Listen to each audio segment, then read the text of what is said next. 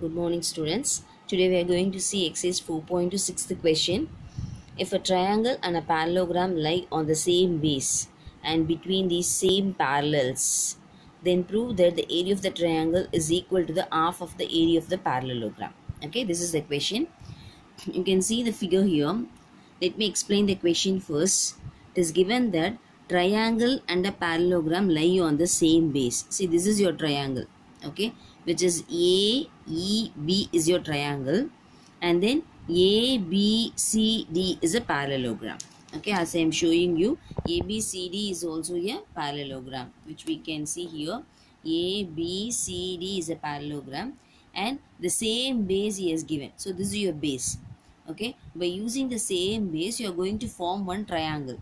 This is your triangle, which is triangle AEB. This is the triangle. And what is this ENF? ENF is nothing but the height of the triangle. Okay, EF is the perpendicular distance, which is the height of the triangle. Now we have to show that area of a triangle is half of the area of the parallelogram. Okay, that means area of a triangle which is equal to the half of the area of the parallelogram. That's what we have to prove. Okay, so first for that, what I have to show, I have to take the area of the triangle as well as the area of the parallelogram. Then I can easily get my solution. So first we can write this EF is perpendicular to AB.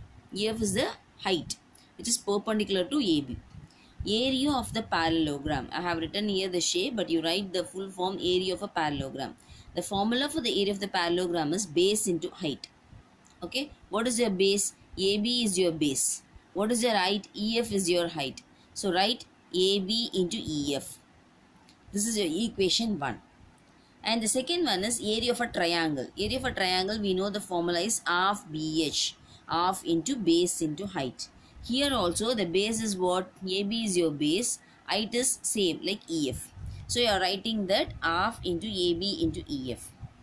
Now what I am going to show here is, in the place of AB, this is my equation 2. Now I am comparing the equation 1 and equation 2. Is it clear? I am going to compare the equation 1 and equation 2.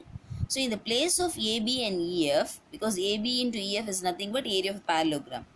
So in the place of this, I can write this one, area of a parallelogram. Shall I? Why? Because AB into EF is nothing but area of my parallelogram. So since in the place of AB into EF, I can write area of a parallelogram. Is it clear? By comparing these two equations.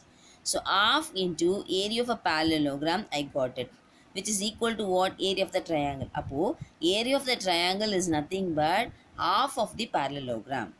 Is it clear? Half of the area of a parallelogram. That's what we have to prove it.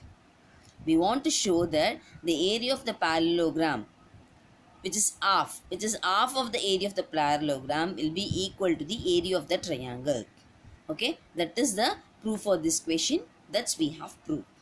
Now the next question is question number 7. It is given the picture like you can see here. The question is, iron rods A, B, C, D, E and F are making a design in a bridge as shown in the figure. This is a bridge. So on the bridge they are making a iron rods. They have given that A, B, C, D, E, F is the rods which are made on the bridge. A is parallel to B and C is parallel to D and E is parallel to F. Find the marked angles between.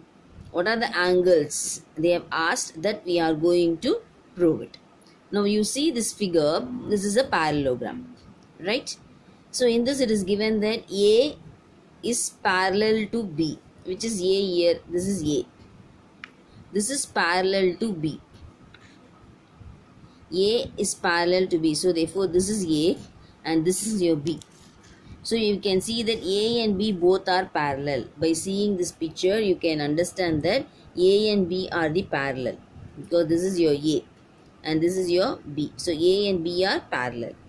And then it is given that C and D are parallel, which is your C, this is your C. C as well as this part is your D.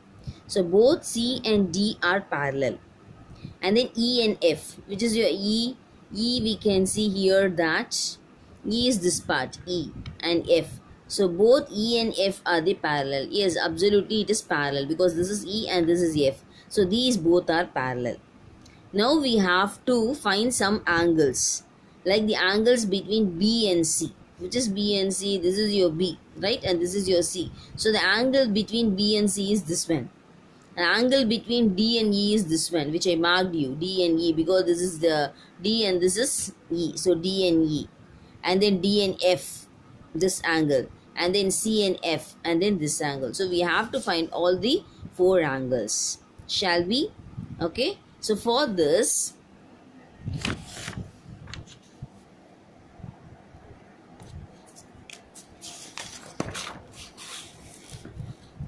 first, let me draw the figure.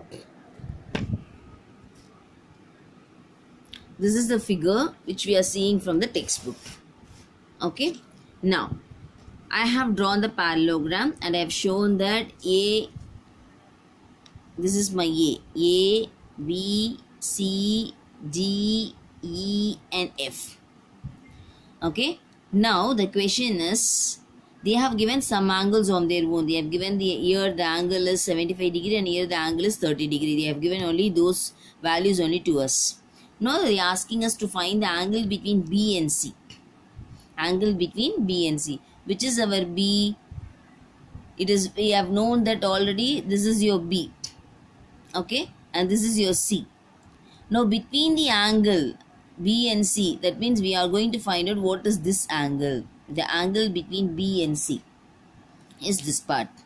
So by the property which we have, so the angle between B and C, this one we are going to find out. Okay. So the angle is nothing but 30 degree. Why? Because here already we have 30 degree. Vertically opposites angles are equal by the properties. I have written for you, vertically opposite angles are equal. Since this is 30 degree, automatically this is also 30 degree. So therefore angle between B and C is 30 degree. So I can write here it is 30 degree. Is it clear? Then we are going to find out the angle between D and C. D and E. Now between D and E, this is your D and this is your E. That means you are going to find out this angle. Okay. So this angle, how to find out? This is a parallelogram. And we know that in a parallelogram, okay, adjacent angles are supplementary. Adjacent angles, these are the properties which we have learned already in the parallelogram. I told you also to learn the properties of the parallelogram. Okay. In a parallelogram, we come to know that adjacent angles are supplementary. That means this is 75 degree, I know. This is D, I have to find out. Adjacent angle supplementary means what? If I add these two, I should get 180 degree. Either rendu add panna, I should get 180 degree. Okay. So 180 minus 75. So the value is nothing but 105. So the value of D is nothing but 105 degree. Are you able to understand? Because this is 75. So 180 minus 75 if I do, I will get the angle further. This is nothing but my 105 degree. So angle D is 105 degree. And the third property. Now third question is to find the angle. We are going to find out the angle for D and F. So which is D? This is your D and this is your F. That means I am going to find out this angle. Okay. Here the property is opposite angles are equal. We know that opposite angles are equal. By that property I can say, since this is 75 degree, this is also 75 degree. Okay, see, by the property, by using the property only we are getting the answer. So the angle is 75 degree. And then the last thing is to find the angle between C and F. That means this is your C and this is your F. So this angle you are going to find out. So the angle between C and F is this. Since this is 105 degree, I can say this is also 105 degree because the opposite angles are equal. So the value is 105 degree. Is it clear? That's it.